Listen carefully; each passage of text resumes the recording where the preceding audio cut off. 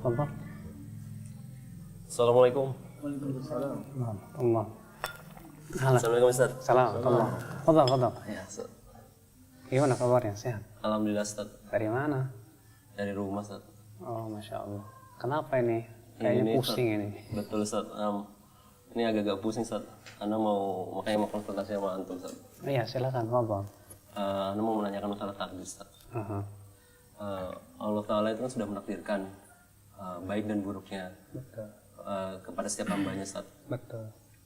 Lalu mengapa kita harus beramal ibadah ya, Ustaz? Kita misalkan sholat malam, kemudian ya kita banyak baca-baca Al-Quran seperti itu Ustaz. Iya, di zaman dahulu ketika Rasulullah SAW mengabarkan kepada para sahabatnya bahwa setiap kalian sudah Allah takdirkan tempatnya di surga atau di neraka. Seorang sahabat berkata, wahai Rasulullah, fafimal amal. Kalau begitu buat apa kita beramal, wahai Rasulullah? Maka Rasulullah SAW bersabda, i'malu wa kullun muyassarun lima khuliqalah. Tugas kalian beramal saja, bukan untuk memikirkan takdir. Setiap orang sudah dimudahkan untuk apa dia diciptakan oleh Allah Subhanahu wa taala. Jadi tugas kita bukan memikirkan takdir. Karena kita tidak pernah tahu apakah takdir kita ke surga atau ke neraka. Sebab kalau kita memikirkan sesuatu yang tidak pasti, itu tidak ada manfaatnya. Buat apa kita pikirkan? Allah sudah mentakdirkan kebaikan, keburukan. Allah sudah mentakdirkan si fulan surga atau neraka. Sementara kita sendiri nggak tahu apakah kita ke surga atau neraka kan? Kewajiban kita adalah beramal. Makanya Rasulullah mengatakan, i'malu, beramalah kamu. Ya, beramal dan beramal. Dan ingat bahwa Allah tidak akan menyia-nyiakan amalan hambanya. Makanya ketika seseorang hanya memikirkan takdir, itu dijadikan dia akan lupa kepada amal. Bahkan seseorang yang hanya memikirkan takdir, itu akan dijadikan dia akhirnya suudzon kepada Allah Subhanahu wa taala. Kita tidak diperintahkan untuk memikirkan takdir. Tapi kita diperintahkan oleh Allah Subhanahu wa taala untuk mencari takdir yang baik. Meminta kepada Allah takdir yang baik. Itu yang diperintahkan oleh Allah Subhanahu wa taala. Manusia punya kemampuan. Coba contoh misalnya ya. Kalau kamu lagi berjalan, di situ banyak jalan yang banyak belingnya kan gitu. Sekarang kalau kamu berkata begini, Allah sudah takdirkan kok segala sesuatu. Ya kalau saya Allah takdirkan nggak kena beling ya nggak bakalan. Akhirnya antum jalan sambil merem mata antum, nggak mungkin kan. Pasti antum akan berusaha hati-hati. Jangan sampai kaki kita meletakkan sesuatu pada beling-beling itu. Nah itu menunjukkan manusia punya kemampuan. Demikian pula Allah tidak pernah memaksa hambanya untuk berbuat maksiat, tidak. Apakah pernah kita dipaksa oleh Allah? Ada orang misalnya minum arak berkata, saya dipaksa oleh Allah minum arak. Loh kok bisa begitu? Tangan saya gerak sendiri, mulut saya terbuka sendiri, tiba-tiba arak itu masuk sendiri. Kalau seperti ini Allah maafkan. Iya. Tapi kalau kita melakukan minum arak itu dengan kehendak kita, kemauan kita, padahal kita tahu itu tidak boleh, Allah tidak zalim kalau Allah mengadab dia. Memang ya, kalau banyak memikirkan takdir, pasti kita akan pusing. Kenapa? Karena takdir itu rahasia Allah. Kita mau memikirkan sesuatu yang di luar kemampuan akal kita. Kita mau memikirkan sesuatu yang merupakan rahasia Allah. Bagaimana kita akan bisa memikirkannya? Pasti akan sesat gitu. Iya, insyaallah. Nah berarti kita kan harus ini Ustaz ya, dalam artian mencari takdir yang baik untuk kita ya Ustaz ya. Betul. Seperti antum bilang tadi. Iya, makanya kita beramal. Beramal, nggak usah kita mikirin takdir. Yakinlah kalau kita beramal, Allah tidak akan menyia-nyiakan amalan kita. Kita mempunyai kemampuan.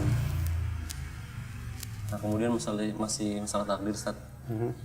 Kan kalau kita lihat nih Ustaz, orang-orang kufar, orang-orang kafir gitu Ustaz, di mana mereka disesatkan oleh Allah, kemudian diazab oleh Allah. Padahal kan di sini ada salah satu sifat Allah, yaitu Maha Penyayang Ustaz. Betul. Bagaimana itu Ustaz? Ini memang syubhat yang berat yang terkadang menghinggapi banyak orang-orang yang suka suudzon kepada Allah. Kenapa Allah menyesatkan orang kafir? Apakah Allah zalim kepada mereka? Allah tidak pernah zalim. Allah berfirman, innallaha la yadhlimu mithqala dzarrah. Allah tidak pernah menzalimi siapapun sekecil apapun. Kenapa orang kafir itu kok sesat dan disesatkan oleh Allah? Pasti ada sebabnya. Harus kita imani dan kita yakini bahwa segala sesuatu ada sebabnya. Sekarang kalau ada orang kafir, belum sampai kepada dia peringatan. Belum sampai kepada dia pemberi peringatan dan dia tidak tahu kalau dia di atas kekafiran. Allah masih memberikan udzur kepada dia? Tidak. Masih. Tapi kalau ada orang kafir sudah sampai kepada dia peringatan, sudah jelas dan sudah tahu tentang kebenaran, tapi dia tinggalkan, bahkan dia musuhi, lalu Allah azab dia, Allah adil tidak? Adil.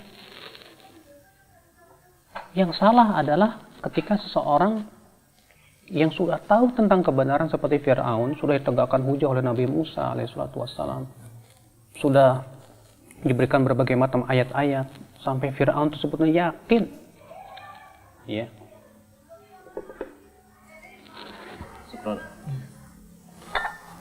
Sampai Fir'aun tersebut yakin akan kebenaran Nabi Musa alaihissalam. Allah berfirman, wajahadu biha wastaiqanata anfusuhum dzulman wa 'uluwa. Mereka mengingkari Nabi Musa, sementara mereka hatinya yakin akan kebenaran Nabi Musa.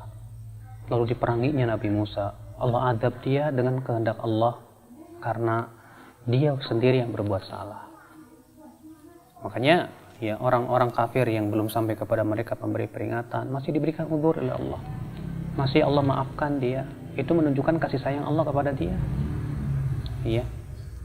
Nah, ini akal Islam. Maka dari itu kita jangan melihat dari sisi sifat Allah kasih sayang, tapi juga Allah mempunyai sifat Maha Adil. Bahwasanya kezaliman harus dibalas dengan kezaliman. Sebab kalau misalnya hambanya berbuat sayang, berbuat dosa, berbuat kemaksiatan, berbuat kerusakan, lalu kemudian tidak diberikan balasan yang setimpal kepada dia, maka ini jelas sangat bertabrakan dengan sifat adil Allah Subhanahu wa taala. Dan keadilannya Allah Subhanahu wa taala mengadab orang-orang yang berbuat zalim kepada Allah Subhanahu wa taala, kepada dirinya. Lalu ini Ustaz, apa namanya? Kan Ana udah dapat nih sedikit pencerahan dari antum Ustaz. Lalu kemudian apa ya yang sikap Ana ya Ustaz untuk menyikapi tentang takdir ini Ustaz? Iya. Sikap antum yang paling benar adalah yang pertama, jangan menyibukkan diri memikirkan takdir. Karena itu bisa membahayakan akidah kita. Sibukkan diri untuk mencari takdir yang baik, beramal saleh, menuntut ilmu, memperbanyak amalan dan berhusnudzon kepada Allah. Yang kedua, yakini bahwa Allah Maha Adil. Allah tidak pernah zalim kepada siapapun juga. Allah berfirman, innallaha la yadhlimu mithqala dzarrah. Allah tidak pernah menzalimi siapapun sekecil apapun. Yakini Allah Maha Adil. Kemudian yakini bahwa masalah takdir rahasia Allah. Kita hanya sebatas diperintahkan oleh Allah untuk meyakini takdir. Tapi kita tidak diperintahkan untuk memikirkan, karena itu di luar kemampuan akal manusia. Itu rahasia Allah. Justru kalau kita ya sebatas memikirkan sekali lagi, ini akan menyeret kita kepada syubhat syaitan, ya, diseret oleh syaitan sehingga akhirnya kita suudzon kepada Allah Subhanahu wa taala. Kemudian yang harus kita yakini juga adalah ya, bahwa Allah tidaklah menyesatkan suatu kaum kecuali pasti karena ada sebabnya. Allah pun tidaklah memberikan hidayah kecuali dengan rahmat dan karunia-Nya.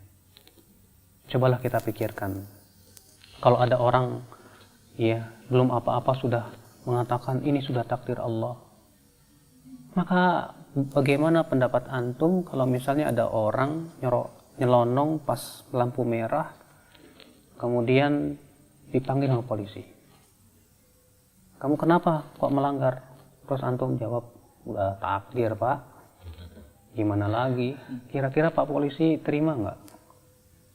Pasti Pak polisi dan akal siapapun tidak akan menerima itu. Atau ada pencuri datang ke rumah, kemudian setelah mencuri selesai dia bilang, Mas, ridho ya sama takdir ya. Ini pun tidak mungkin. Akal mana dan fitrah mana yang bisa menerima semua itu? Pasti fitrah kita, akal kita tidak akan menerima itu. Tidak, itu salah Anda. Anda lakukan dengan kehendak Anda. Makanya yakini bahwa manusia diberikan oleh Allah kehendak. Allah berfirman, wa hadainahun najdain, dan kami berikan hidayah manusia kepada dua jalan, jalan kepada ketakwaannya dan jalan kepada kesesatannya. Artinya manusia diberikan kemampuan. Maka dari itu yang melakukan keburukan yang hakiki ya manusia. Allah menciptakan keburukan bukan berarti Allah berbuat keburukan, tapi manusialah yang berbuat keburukan. Nah, di sini yang harus kita pahami.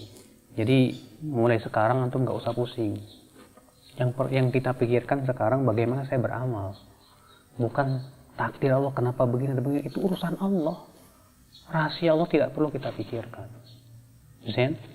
Insyaallah. Alhamdulillah. Alhamdulillah Ustaz. Syukran Ustaz. Barakallahu fiik. Jazakallahu khair insyaallah. Fadhal, ini benar.